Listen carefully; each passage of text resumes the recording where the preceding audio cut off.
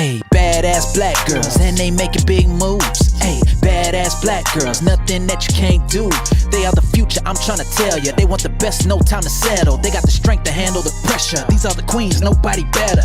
Yeah, changing the narrative, that is imperative. They about to rock this. Tell the women that you got this. Got no time for people who are toxic. It's all love, good vibes. You know I got your back, girl. Talking issues that matter. This is badass black girl, yeah. Hello everyone, MJ Fiev here with another episode of Badass Black Girl. Thank you so much for connecting. We have a very special guest today. Her name is Miriam Chancy, and I will let her introduce herself. Thank you very much for having me here, Michelle. My name is Myriam Chancy. I am an author, an academic, and a creative writer. I write novels, mostly on Haiti, or some part of a Haitian history in the present day. I think I'm a badass girl because I write even when it seems that there's no public. And so I think a badass girl is someone who perseveres and does her work, her art in any conditions. Miriam, thank you so much for being here with us today. I've been following you on social media, and I am keenly aware of all the wonderful work that you've put out. Um, and I've been impressed. Growing up, I always wondered whether I lived in a world on my own, because it seemed that I was one of the few at school, for instance, who would always be reading and writing. And whenever I find somebody else who has made literature the center of her life, I'm so impressed and so interested in learning more about them. And I know you have an MA in literature, a PhD in literature. Tell us a little bit about why it was so important for you to make literature a big part of your life. That's a very good question because it might seem predestined, and maybe it was, but I actually started out when I went to college, or even younger. I started out really wanting to be a visual artist. I took photography classes as a teenager. I wanted to do fine arts. And when I was about to go to college, my parents said no, both Haitian. They didn't think that would be a way to make a living. And so I actually enrolled in architecture school at the age of 16 and found out that my math skills were not very strong. But in that first year, we had a dedicated, this was at the University of Manitoba in Canada, which has one of the best architecture schools in Canada. And I found out that most people who were enrolled in that school had degrees already. So they had chosen to go into architecture after already having a BA in the liberal arts. But architects are not known for being good writers. So we had a dedicated professor of literature who taught us literature in first year in order to teach us how to write. And in that first year, when I found out that my math skills were not very strong, that professor, who didn't know that I was, reconsidering my path, said, "You are a writer." And was not actually doing that well in her class, but she said, "You're a writer. Come and see me. Come talk to me." And I did. And so within that year, I dropped out. So I'm an architecture school dropout and transferred to the liberal arts. And then at the time, I thought I had failed, miserably failed, because I had pursued what I had always done, because I'd always been reading voraciously since I was a little kid. And I started writing when I was around 7 with my mother in French, actually. And so I had French and Creole, and so I had no idea that I would go into English lit. And then at that time, of course, because I had been mainstreamed in English around the age of 8 to 10, I went on and did a BA in English literature, which in Canada means British literature, Canadian literature, very little American literature. And then I went on and did my PhD in American literature. I also did an MA in between in African American literature, still in Canada. And then post-comps decided to go into Caribbean literature because I wasn't reading enough women like myself who were writers. And so I thought, well, let me switch over to that. and that's how my career began as a Caribbean scholar. But I had already been publishing as a Caribbean writer in my late teens, again in Canada, and then that kind of continued thereafter. So maybe I was predestined in the sense that I went back to my first love, but it felt like failure because it wasn't my big dream, but of course it has become that now. Let's go back a little bit. You said something very important, how you basically went into architecture because of your parents. And I know it's a worry that a lot of Caribbean parents have. Yes. Um, well, our kids need to become nurses or doctors, Mhm. teachers, architects, lawyers, just because the situation is so tough in Haiti. Those are the professions that will always bring money home. So Yes. there's this idea of survival. But Yes. yeah. So how did they react when you went back to your first love? I'm really interested in in learning about this conversation. They were not happy, I have to say. They were not happy.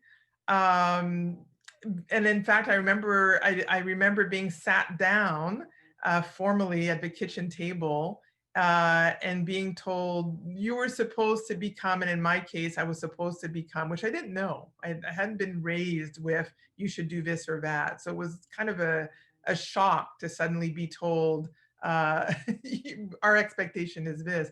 But apparently the expectation was that I should have become a school teacher, like kindergarten or early elementary school teacher. And, when I was being sat down, I was 16, going on 17. And the idea of dealing with 4-year-olds or 5-year-olds at the age of 16 was not exactly dream material for me at the time. I really was in pursuit of knowledge. And I had gone into architecture not only because my parents had said you need to do something that will make you gainfully employed and independent, but because it was the only track that I could find where I could do photography, which was a love at the time and has continued. Most of my book covers are my photographs. Uh, but yeah, it was a little bit of a shock, and I just thought, well, whatever. I'm 16. I can figure out how to make a living when I'm 19, or whatever the thinking was as a teenager. And I just went ahead and got that BA, which I did complete at the age of 19. And then I went on and got the master's. And then in the master's years, I got something called a SHIRK, which is probably the most important Canadian fellowship you can get from the Canadian government, which pays for you to do your PhD anywhere in the world. And so there was no fear of not being able to support myself at the time. And I became a professor, a tenure track professor at the age of 24. So, you know, but my parents were not impressed or appeased until I became tenured, and that happened at the age of 27. So I was maybe racing against the clock because of that pressure, but it was interesting that it wasn't a pressure that I was raised with. It just became sort of pivotal at that time. I should say both my parents ended up being teachers, so that might have been why they thought I would naturally become a teacher. My father, who's retired now, was a high school French teacher. Also, I think taught music off and on. And then my mother, who's passed away recently, was an accountant trained in Haiti. She also had a law degree. She was one of the first women. She was actually the first woman valedictorian of a law school in Haiti after they had admitted women for a few years. And she went back to accounting after she left Haiti. And then when she went to Canada, her degrees were not considered equivalents, but she could teach, which was an odd thing. So she ended up teaching at the community college level, training future Canadian MBAs, and actually created their university curriculum in Manitoba for the French speaking. So they were both teachers, and that's what I was raised seeing. And so I guess I'm a teacher now too. I'm a professor, but I often don't make the connection because I resisted going to get a bachelor in education. Let's talk a little bit about your books. And now I'm particularly intrigued knowing a little bit more about you, about your different interests, and a little bit about your family, your roots. Let's talk a little bit about what you write about. Sure. Let's talk about your first book. How Okay. did it come to be? What was it about? And let's take it from there and talk a little bit about the different books that you've published since then. Sure. I have to take it in order. So my books have come out of order, both the academic and the creative writing, the novels.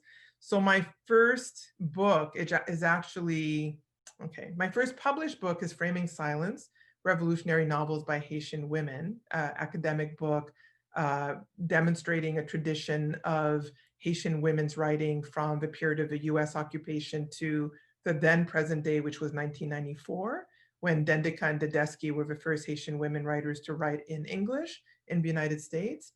And the previous women were all writing in French. But that was actually the second book I wrote, because the first book I wrote was actually the dissertation, which became a book, which came out in the same year, but after Framing Silence, which was Searching for Safe Spaces, Afro-Caribbean Women Writers in Exile, mostly British, Afro-Caribbean, Anglophone women writers coming out of formerly British colonies, but also in Great Britain and Canada. So people like Beryl Gilroy, Paul Gilroy's mother, Dion Brand, Marlene Norbe's Phillip, Michelle Cliff, they were the people I was covering. But the final chapter was also on Marie Chauvet, probably our most celebrated Haitian woman writer of the past in out of Haiti. And then the third academic book was From Sugar to Revolution, Women's Visions from Haiti, the Dominican Republic, Cuba and the Dominican Republic, where I tried to talk about contemporary writers writing in English in the United States, but originating from Haiti, Cuba, and the DR, and the ways in which I wanted to connect those three nations as having a conversation from the period of enslavement, so sugar, to revolution, because each of those countries had a revolution. Well, the DR had a failed attempt at revolution, but how they have conversations around this and showing how women writers out of the US try to repair bridges between those three nation states. And then the latest academic book is behind me here, is Autochtonomies. It's the first book that's not really about Haiti, although it was inspired somewhat by Raoul Peck's film on Rwanda. And so what I try to do in this book is to try to show the kinds of conversations that people of African descent have across nations, across geographies, when we're talking to one another. So it's a book that's not premised on the idea of thinking only about colonialism or post-colonialism periods of enslavement, but thinking about how is it that we talk to one another. The idea behind the book was that it would intervene in conversations that never move out of the space of slavery, colonialism, or the impact of racism. Because I think what I've noticed is that people of African descent, especially when I left academia for a while and returned, have a much larger palette to draw from, and especially when we talk across geographical, even linguistic boundaries. But I go back to even a text coming from the Victorian period, Mary Seacole's narrative of her life. So she was the Black Florence Nightingale, all the way to more recent texts and film, as I mentioned, Peck's film. So then now we have to go back in terms of the novels, to go back in time. So the novels took so the first two books came out in 97, and then there's a gap between books. Then my novels start coming out around 2004. The first book that came out was Spirit of Haiti, which was published in the UK by a now defunct feminist press called Mango Press. And that book was really about Northern Haiti, the history of Northern Haiti, and the legacy there of the kingdom that had once been there under Christophe, and what it must feel like in the present day, because many things that he created are still there. For example, the school system and the town right underneath the citadel. And yet, obviously, many people live in poverty in this area. And how do they coexist with this long history?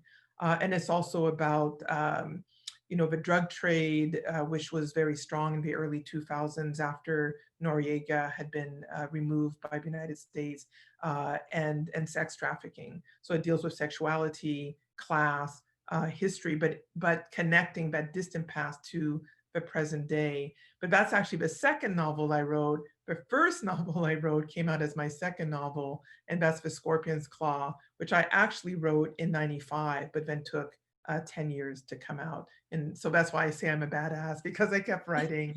And that came out, I think, in 2005 with People Tree Press. And it's about 20-year-olds who are dealing with the fall of the Duvalier regime, but are in different class levels and different levels of awareness or consciousness about what the regime meant and what it should mean to them, and then how their relationships persist or in fact disappear and as things change in those early years after 86 to the early 90s. And then the third novel is The Loneliness of the Angels. That won the Guyana Prize in 2011. It came out in 2010 with People Tree Press. I was also shortlisted for the Bocas in Trinidad and Tobago. And it's a kind of a sweeping novel where I won't go into all the details of it, but the main question I ask is whether spirituality is hereditary. And so the main character is someone who is Haitian, partly also of Syrian Jewish descent, and she has more things. I'm not remembering everything, but she is really struggling to define her space with the Haiti of her day, which would be mid 2000s. And in that struggle, realizes that she's inherited spiritual gifts that come out of Vodou, out of Kabbalah, and the other part is Irish, out of Celtic traditions, all of which I researched when I wrote that novel and found out had many things in common. And so in that novel has come out in two translations. One came out last year in Denmark, in Danish. And then behind me, the newest one here is a translation which came out of Colombia in Spanish, and has, I think, also been supported by the Haitian embassy in Venezuela for distribution. Wow, interesting. I if it's okay, I'm going to ask you a question about this novel because I find it so fascinating, this idea of inheritance when we talk Yeah, about spirituality. So let's look at it from a larger perspective. sure. Um, you as a writer, and when you're inspired and you're writing, well, I guess the first question is whether you do believe in inspiration as just being sitting down and working, or if you do think that there's something more at play. And second, how much do you feel that your ancestry, not just your experience once you got to Canada and you were an adult, but everything that came before, Mhm. your childhood and what your parents left you, how much of it um, makes up the writer in you, as opposed Yeah. to just the interest that you felt and how you developed that interest as an adult. Yeah, that's a big question. It's complicated to disentangle, but I think I can answer it in this way. And I think those are two different questions: the how does spirituality imbue my work, and whether inspiration or how I get to the writing has a spiritual component, or maybe not. Now that I'm thinking of my answer, because I do think that the writing process has a mystical component, at least for me, because and this is not to say that there's a wrong way or right way to get to the page. I think people do do it differently and for different reasons, right? I think there are some people who absolutely want to be on the bestseller list, and there are ways of doing that, right? In genre fiction. And I think some of us are literary writers, and we might agonize over a piece of writing for, for decades. So I think there are different ways of getting to the page. And I'm thinking more here of creative writing as opposed to academic writing, because I hope I offend no one in saying, but I do think academic writing is formulaic. I wouldn't say that you can't, that you do need some level of inspiration or desire to do it, but it is more formulaic in terms of having proofs and wanting to demonstrate, having a thesis and wanting to do the research and then prove it through, in my field, through textual analysis. It has a formula, it's very known. Now, with the creative side, we know that there are ways of writing good works, right? I mean, we know that certain poems are not going to work if you write them a certain way, or if your novel is too experimental that maybe you won't be able to place it, or etc. But I think the rules are not so stringent. And what makes it possible to publish a work that maybe doesn't fall into the parameters of the canonical is inspiration. You write it because something comes into you and says, this must be written, and you follow that thread. So for example, I'm not somebody who does morning pages. Some writers do, they say you have to write so many pages every day. They get up and they have their coffee and they sit there and, whatever needs to, they have a word count. I think that may work for some people, and some people will say that this is a way of exercising, the machine of writing. I personally can't do that, and I've never been able to. It just backfires actually, because and I'm not sure why this is, but my feeling is that and I have done this in my earlier years, if I produce 50 or 90 pages and then figure out 6 months later that that was a waste of time, I agonize over the wasted time, like I could have been doing something else. And the something else might not have been writing. The something else might have been planting or cooking or, seeing people.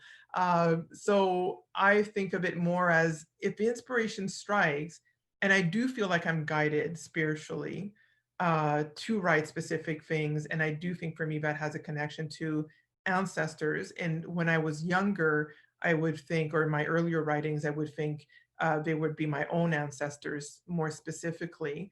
Although I think, for example, when I was writing Spirit of Haiti, I was really puzzled and really thought about Défilé, who's an iconic figure in Haitian history. And I did a lot of research, and I felt that that spirit of that, bygone person was guiding the work and imbuing the work. And the work that's coming out, which is on the earthquake, the novel, really was inspired by a different people telling me their stories when I gave talks, academic and political talks, in the aftermath of the earthquake. But then when I sat down to write, inspired by those stories, it was very much spirit driven, in terms of thinking of all the people who were killed by the earthquake.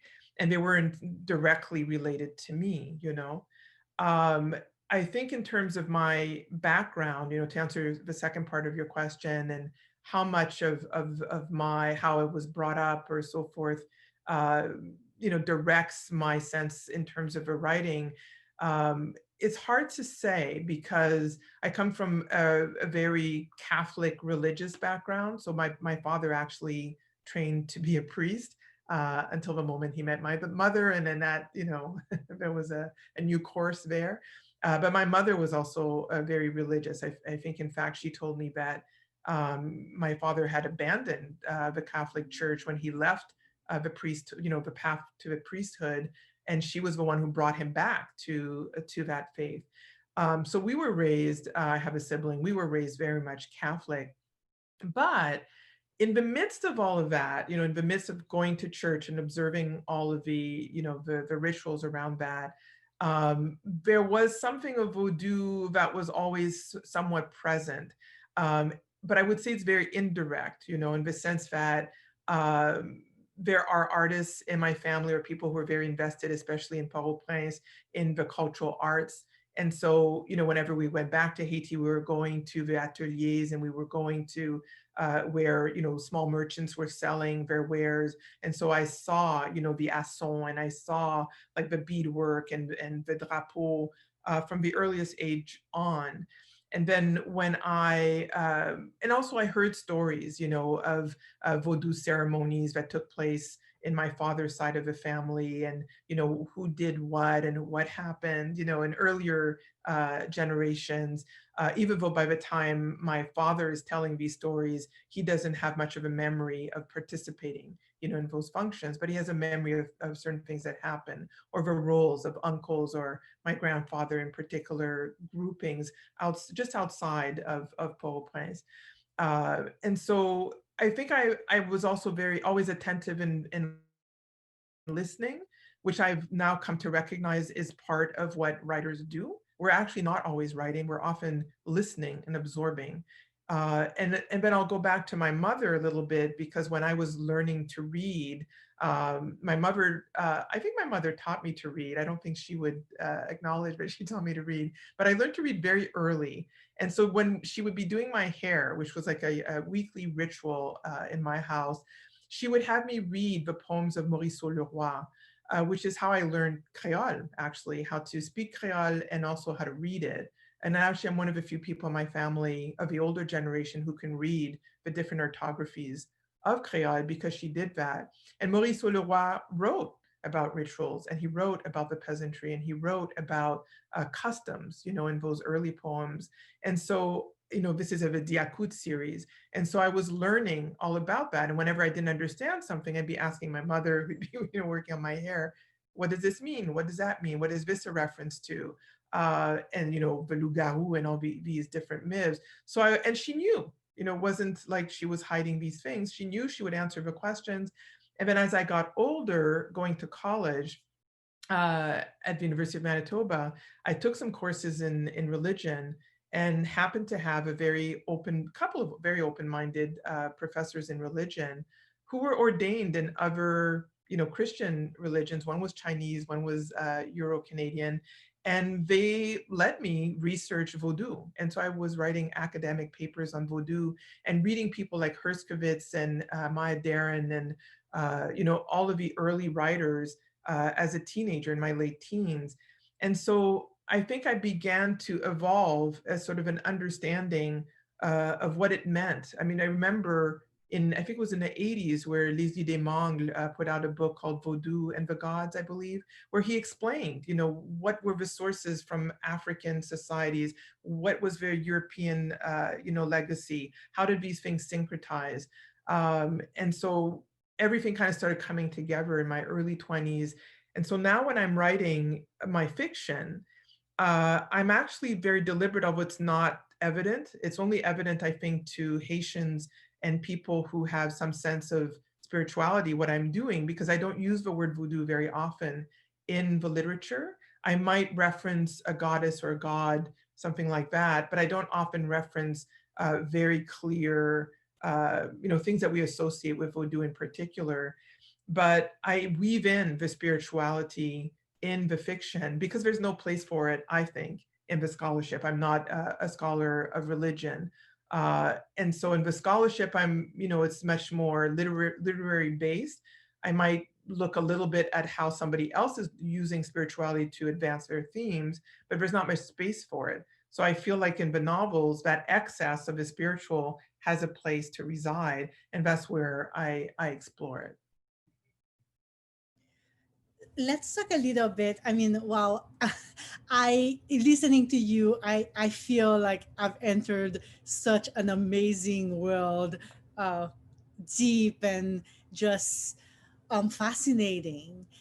And I'm really interested in learning even more about the book that is coming out soon. Yeah. Let's talk a little bit about that. What is the name of the book? So the new novel is called What Storm, What Thunder, which references an epigraph from Frederick Douglass, which uses that language, but also some lines from a Vodou song. And it is told in 10 voices. There's really more or less 13 central characters in the novel, but it's 10 individuals who get to tell the story from, you know, a 10, 11-year-old all the way to Madame Sarah, who is in her 70s, who actually kind of frames the story. And you know, I can tell you, connected to spirituality, I can tell you a story about how that novel came to be, which, because I wasn't going to write the novel, because in the months, years, couple of years after the earthquake, there was a lot of pressure from people who'd read my works. Oh, when are you going to write a novel about the earthquake? And we were all, I think, in the midst of so much mayhem and grieving and rebuilding and trying to help each other and help on a larger scale in terms of informing people who, especially non-Haitians, as to what not to do, right, in this kind of post-earthquake situation, and what people on the ground were really asking for. So I wasn't going to write it. But every time I gave a talk, as I mentioned earlier, people would come up to me, Haitians would come up to me who had, you know, who were refugees really from the earthquake, would tell me their story, what had happened to them, what had happened to a relative, what had happened to their family home. And I just kind of tucked those away, but it happened over and over again, especially when the novel Loneliness of Angels came out, and I was giving talks in the Caribbean, and I met Caribbean people, non-Haitians, who had been in Haiti at the time of the earthquake and told me stories that were just incredible, you know. And then 3 years went by. I was writer in residence at UE St. Augustine in Trinidad. And a friend of mine who is a playwright had me meet the painter Leroy Clark, who writes they're very complex paintings. And actually the cover of Loa is, my editor chose this, that was a surprise to me when it came out, but this is an example of his early work, which resembles a little bit the work of, I'm forgetting now, the Haitian painter who's also a novelist, the Spiralist. Maybe you'll remember his name. His name is escaping me right now. I'm having a blank. It will come back to us. Yes. When it comes back, some people will recognize this kind of imagery. So I was escorted to his studio, and he was in the midst of painting a series called Haiti Cries. And he had started the first painting, which was 6 or 7 feet high, maybe 4 feet wide, in 1986. So at the end of the Duvalier regime, and he'd never finished it. And then in 2010, after the earthquake, he decided to finish it, and he just started painting through the night. And this is a man in his 70s at the time that I'm meeting him. And he had, at the time that I met him, in the neighborhood of 72 paintings, and he had a number he wanted to get to in the hundreds. And I'm just looking at all of these paintings that had a lot of Haitian characteristics. So you and I know when we see a Haitian painting, right behind me, we're struck, we know it's Haitian, you know? He had never been to Haiti. He had never met a Haitian painter. He did not study Haitian paintings. And I just started weeping. And he came up to me and he said, "What are they saying?" You know? And I just started writing a message, you know, what I felt I was feeling. But it was really, it just shook me, you know? I went home from Trinidad after that, and I started thinking, you know, there's a difference between relaying a message, a spiritual message to someone for them, and a spiritual message for you. But one of the things that people, I'm getting deep into the spiritual here, I just realized, oh no. For those of us who believe in messages from, you know, other worlds, one of the things you learn if you ever read for people, if you're a medium, or even if you do cards, is that whoever reads for someone else also is receiving a message. And one of the things that you're supposed to do is to think about what the message is for you. So let's say you got a message for someone. You could even think of it in a non-spiritual way. You know, your aunt tells you to tell another aunt that they shouldn't forget to tell your cousin something. Then you should be thinking, why is my aunt not telling the other aunt directly? Why am I receiving the message to tell the cousin not to forget X for, you know, Saturday's gathering? It's because I'm supposed to remember X, but Y, you know, that I'm supposed to bring. So I went home from that and I started thinking about, you know, this encounter. What was the message? And the message I got from it was, in the same way that he had been receiving some kind of communication that had driven him over months, and at that point, a couple of years, to paint, paint, paint until everything had been purged from him, which appeared to be a sense of what people who had been lost in the earthquake wanted to communicate to an outside world. But I had a responsibility to do something with the stories I had received over a 3-year period whenever I gave talks. Not to, I'm not a, somebody who writes down people's stories as they were told. I'm not a journalist. So not to sort of try to document in a journalistic way, but to really think about why so many people had trusted me anonymously with their stories, and to do something about it, and to be a witness, for those people, but also for the people who hadn't made it out, right? The 300,000 people who died. And so I felt very driven once I realized this to start writing. I just started writing that week. It took me many years because it was exhausting. I think spiritual work in general is exhausting, as is writing. And I think it took a long time to get into shape. And then, of course, it's gone through an editorial process where other eyes read it, and other, editors then also discussed what they felt needed to stay or needed to go. But interestingly, was not a difficult process, because there's something in the work that resonated with people who maybe weren't Haitian and didn't really remember what had happened in 2010, and still is doing some kind of work. So that's the process there. And it really, so I really had to go through another Caribbean route to come back to Haiti and then do that work. And the artist that we were whose name we were trying to remember, is it Frank Etienne? That's exactly it. Yes, Etienne. because Thank he you so much. writes, and yes. He's also a painter, and they have a similar style. Awesome. Which leads me to my next question, actually. The interplay of the artist in you, the photographer in you, and the writer. Let's talk a little bit about what led you to an interest in photography, and how connected are those two talents? Yeah. I'm not really sure what led me to photography. We had cameras when I was growing up. My mother actually had a strong interest in photography, but she didn't pursue after she got married. And we both always had a very strong interest in film. So both very visual people. And so I took that course in photography. I was always looking for a new craft, a new art, when I was young. I think in some ways, growing up in Winnipeg, for somebody like me, and maybe for anyone who's Haitian, I think it may have changed today. We were one of 2 Haitian families in Winnipeg when I was growing up. It was very isolating. So I was always looking for some kind of creative outlet. And at some point, I was allowed to use the family camera, and then took a course. And I just loved learning about just everything about it, because you are telling a story. Maybe that's the connection. You're telling a story in terms of what you leave out of the frame, what you put into the frame. I loved working with natural light. And of course, at the time we were working with film, not digital. So there was a lot to learn about how to use light to its best effects. And I was learning how to think about grays. I mean, we spent a lot of time in this class in black and white.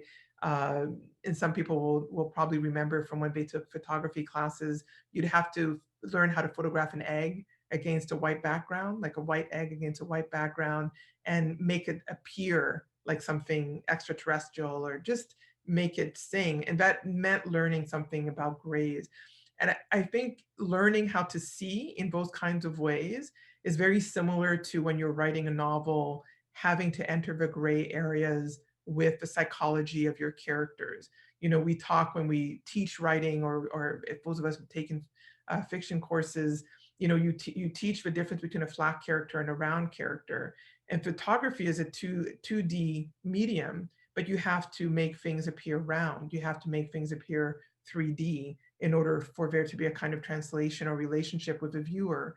And I think with literature, it's the same thing. In order to have a round character, you have to get into uncomfortable spaces as a writer with the psychology of your characters so that they become round, so they become whole people. So I think that's part of a relationship. I also am very visual in how I write. I think I've been told from readers that they can imagine entire scenes, especially in Haiti. And having been out of Haiti for a long time, some Haitian readers are often surprised, either what I remember or or how I describe certain scenes or scenes that belong to a previous era. Some of it has to do with having a kind of photographic memory and remembering what it was like to be in my great grandmother's house and things of that kind. And some of it is also just documenting, because when I go back or went back to Haiti, I would take a lot of photographs. I did that too after the earthquake, and did do some photography shows in 2013, 14, and also in this last year with the anniversary, the 10-year anniversary. Photographs that I didn't intend to show because I haven't continued with the photography in the same way as we've moved into digital, but I still have that eye, to capture things that are unusual or at least mean something to me that then will inspire, a scene, a thought, a character's psychology, or really makes me think, why is this the way it is on this street in that place. And then, when the books have been published, often I've been lucky that editors have asked me, what would you like your cover to look like? And I often just send photographs, right? But have, for example, with Spirit of Haiti, I had photographs up when I was writing, and one of those photographs ended up being the cover of a novel. And with the academic books, it hasn't happened as often, but I do something similar. Framing Silence was a picture I took at La Boule, where they used to have, paintings hung for people to buy. It's just sort of an iconic place that most of us know. And I just was not taking a picture of a child moving back and forth in front of that image, going from one parent to the next on a Sunday morning, but then discovered that picture in the printing process, and it became the cover of a book, which was about, Haitian girls who are not in history books, and then growing up Haitian, and the Haitian literature produced by Haitian women. So there's always a counterplay, I think, between how I document what I see, and then what I end up writing. So that's how it works. This is also one of my photographs here on the cover of Autochtonomies, which I took in Paris, which was a art by, it's art that isn't signed, actually, street art, where somebody was trying to talk about the boat people, right, coming from Africa and the Middle East through to Europe. And I happened upon this, and I thought it was a good metaphor for what I was trying to say about the communication between people of African descent, some of which has been established because of a Middle Passage, some of which because some of us are boat people or have been, and new generations are now crossing waters dangerously.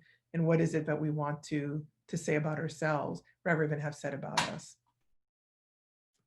I think it's so interesting that you have a book coming out very soon, considering everything that we've gone through in the past few months.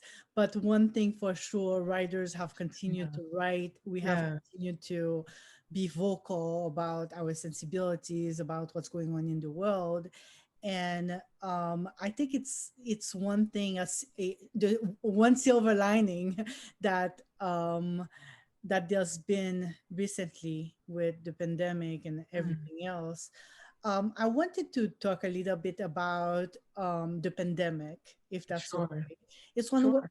it's one question that I've been asking my guests a lot about how the pandemic have affected their work. So tell us a Mhm. little bit about um, how the pandemic has changed the way you write, or whether it's at the process level or the way you look at things.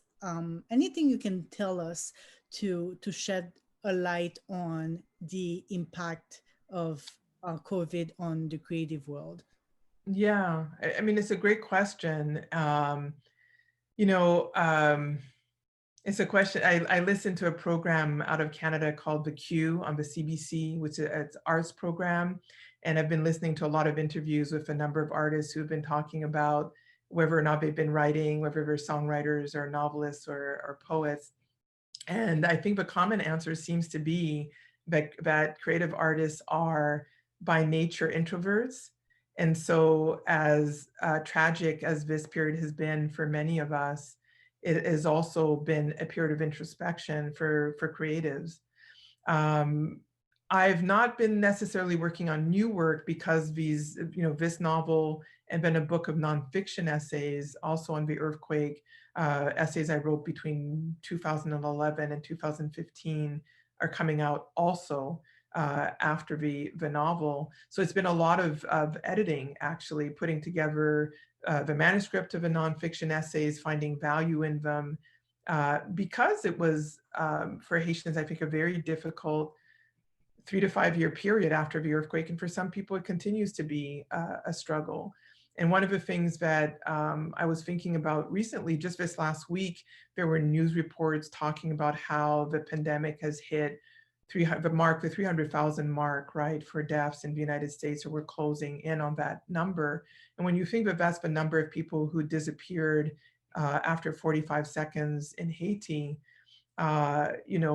in both cases, many of whom were preventable deaths, right?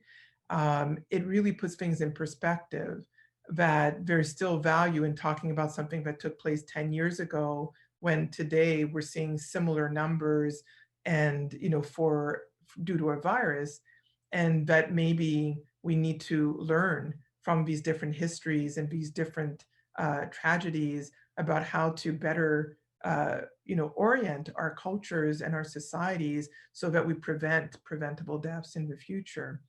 And I think on the level of grieving, one of the things that marked me post-earthquake was a sense of not having much space to grieve, because I think everyone was really involved in helping those who had survived, right?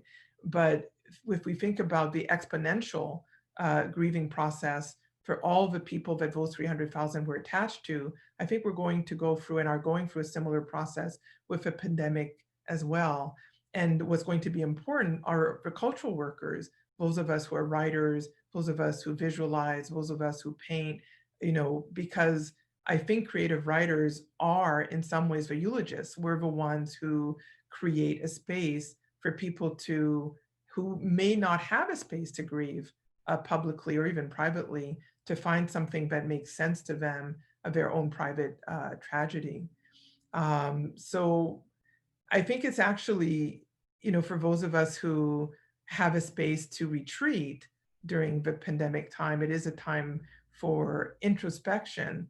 And so I think for me, I am working on something new that I'm not really ready to talk about yet, that is, that has been cultivated through the period of the pandemic and of a lack of mobility. But at the same time, I think about how, the lockdowns here and elsewhere, for some people are everyday life, in terms of access to goods, access to water, potable water, the dangers of being affected by an illness that there won't be an ability to recover from. Or if we go back to the issue of mobility, right, we had Black Lives Matter eruptions this summer. Well, African Americans in American society are not afforded the kind of mobility to move about as they would like as others in this society. So I think the pandemic is also an opportunity for people who are not normally affected in these ways, right, in terms of lack of mobility, lack of access, to really think about what that feels like. And I think for creatives, it's an opportunity to really think about why we do what we do. Beautifully said. Thank you so much, Miriam, for coming today and telling us a little bit about your journey, about your books, those that are already available for sale, those that are upcoming very soon. Thank you Um, so much. can you tell us before you go where we're able to reach out to you, where your books are available, um, anything for those interested in learning more about your work? Sure. I have a website, www.miriamchancy1word.com. All of my books are listed there. They're all, I think, available at Amazon. If you're looking for the Danish translation and the Spanish translation, you'll have to contact those particular publishers, I believe. But I think the Spanish edition will appear on Amazon fairly soon. The new novel, What Storm, What Thunder, is coming out with HarperCollins in Tin House September 21. So look for it then through them, or again, Amazon. And then the book of essays is called Harvesting Haiti on Natural Disasters. It will come out with University of Mississippi Press in late 21, so winter 21.